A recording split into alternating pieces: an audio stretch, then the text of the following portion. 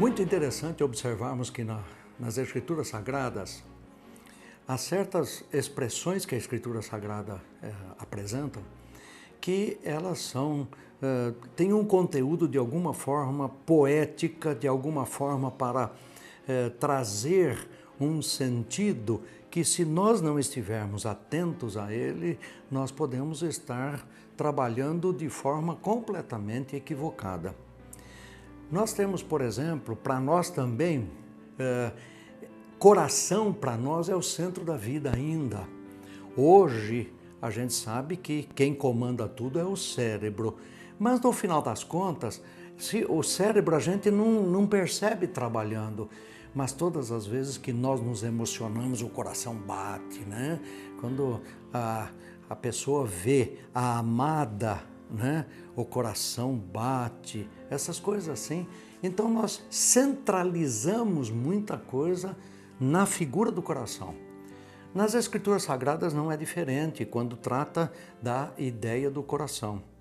Mas também precisamos entender o que significa isto dentro do sentido bíblico. Então gostaríamos nessa oportunidade de trazer algumas reflexões a respeito. Vou basear-me primeiramente no capítulo 27 de Provérbios, versículo 19, quando diz assim: como na água o rosto corresponde ao rosto, assim o coração do homem corresponde ao homem. Em outras palavras, dentro desse provérbio está dizendo assim: aquilo que está no coração do homem é o que o homem é. Ora, quando a Bíblia fala sobre o coração, não está falando primariamente de sentimentos. Na Bíblia, coração significa mente, a fonte dos pensamentos. Há literalmente centenas de passagens na Bíblia que provam que coração, quando utilizado na grande maioria das vezes nas Escrituras Sagradas, está falando do nosso entendimento, da nossa capacidade de pensar, da nossa mente. Vamos caminhar um pouco em alguns textos bíblicos. Em Gênesis, no capítulo 6, versículo 5, diz assim: e viu o Senhor que a maldade do homem se multiplicara sobre a terra, e que toda a imaginação dos pensamentos de seu coração era só má continuamente. Pensamentos do seu coração? Na verdade, o coração não pensa, mas os pensamentos que, na nossa linguagem, alimentam o nosso desejo. Aí entra o coração para poder fazer. Por isso diz que era má continuamente. Gênesis, nós encontramos uma passagem onde fala da experiência do servo de Jacó buscando esposa para seu filho Isaque. E ele ora a Deus, ele fala com Deus e coloca uma certa circunstância para ele poder entender que Deus estava falando a ele naquele momento. Ora, ali o texto também vai falar, esse texto está em Gênesis, no capítulo 24, dos versículos 12 em diante. Ali nós vamos encontrar que falar no coração, na verdade, significa pensar. Ou seja, o sentido que o servo de Abraão orou em pensamento e não audivelmente, porque o coração é a mente. Não é o coração que ficou falando as coisas, mas a mente. E lá diz, ele falou no seu coração. Por quê? Essa ideia de centro da vida. A sabedoria de coração é a capacidade mental e intelectual, então, de fazer. É o entendimento de como fazer. Não é algum tipo de sentimento. Encontramos isso em Êxodo, no capítulo 31, versículo 6, um texto interessante que vai dizer assim: e eis que eu tenho posto com ele a Aholiabe, o filho de Aizamaque, da tribo de Dan, e tenho dado sabedoria ao coração de todos aqueles que são hábeis, para que façam tudo o que te tenho ordenado. Ora, quem é esse personagem? É aquele que estava encarregado de fazer todas aquelas peças de arte que seriam utilizadas no tabernáculo. E, nesse sentido, essa sabedoria ao coração não era no órgão físico, mas era na mente. Eles eram hábeis. A habilidade para tudo aquilo foi dado por Deus. Encontramos também em Deuteronômio capítulo 4, versículo 9, as seguintes palavras: tão somente guarda-te a ti mesmo e guarda bem a tua alma, que não te esqueças daquelas coisas que os teus olhos têm visto e não se apartem do teu coração todos os dias da tua vida, e as farás saber aos teus filhos e aos filhos de teus filhos. Ora, não se apartem do teu coração significa estejam sempre presentes na tua mente. Estejam sempre ali sendo relembrados e repetidos para que a mente dos filhos possam captar isto. Quando ele diz não se apartem do teu coração, o sentido equivalente ao que foi dito imediatamente antes. Não te esqueças. Como o coração é a mente, não se pode apartar do coração, significa não deixar de pensar sobre o assunto, ou seja, não se esquecer. Em Deuteronômio, no capítulo 4, versículo 39 e 40, encontramos: por isso hoje saberás e refletirás no teu coração que só o Senhor é Deus, em cima no céu e embaixo na terra, nenhum outro há. E guardarás os seus estatutos e os seus mandamentos que te ordeno hoje, para que te vá bem a ti e a teus filhos depois de ti, e para que prolongues os dias na terra que o Senhor teu Deus te dá para todo sempre.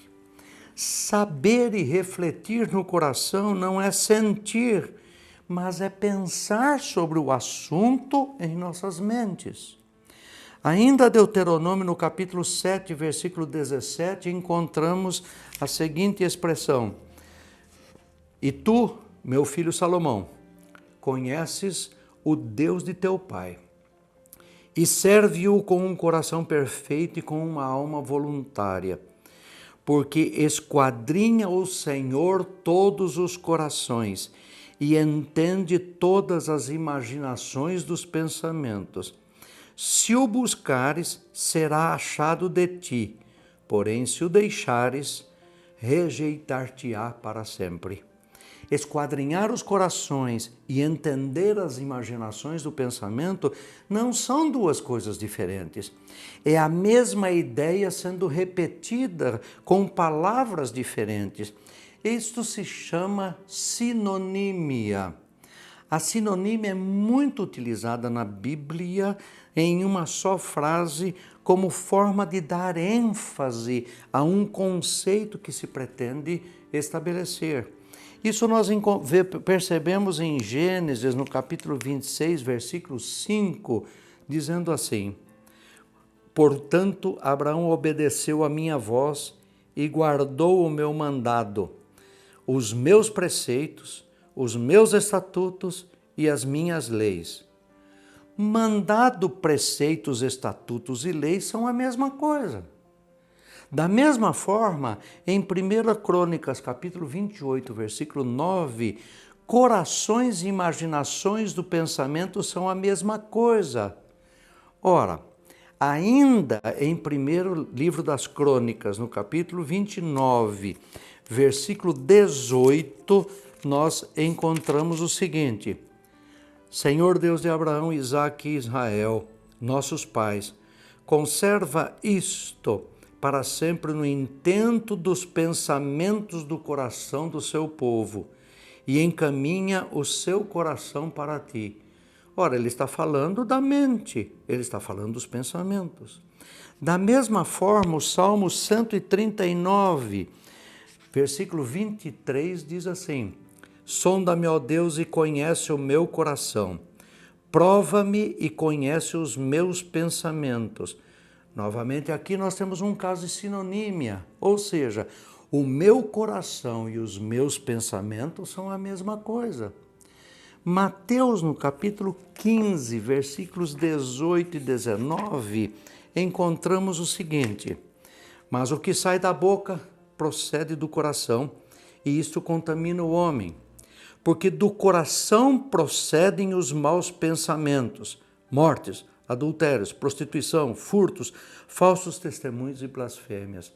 Ora, esse dizer do coração procedem os maus pensamentos significa o pensamento. De onde é que procede tudo isso? Da nossa forma de pensar.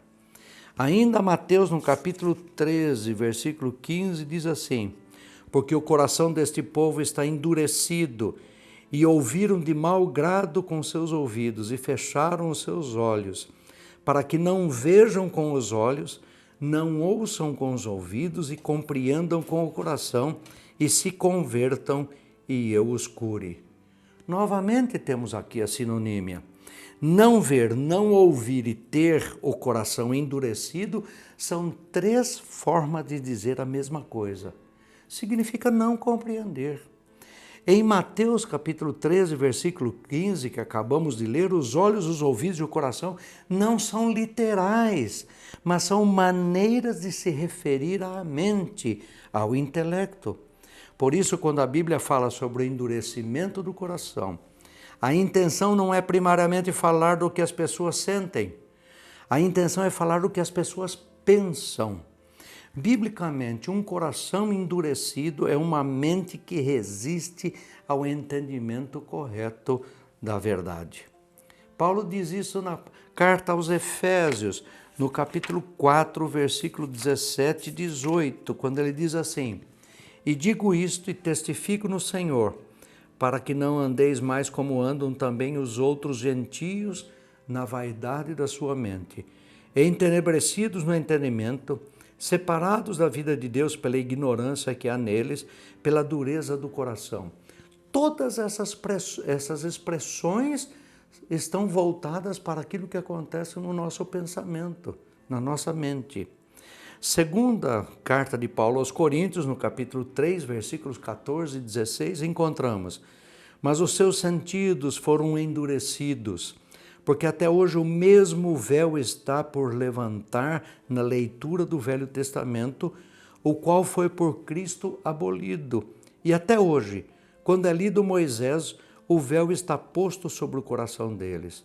Mas quando se converterem ao Senhor, então o véu se tirará.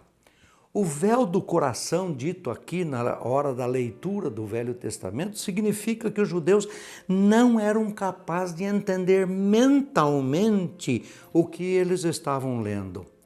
Como eles não entendiam o verdadeiro sentido do Antigo Testamento, eles não criam que Jesus era o Cristo.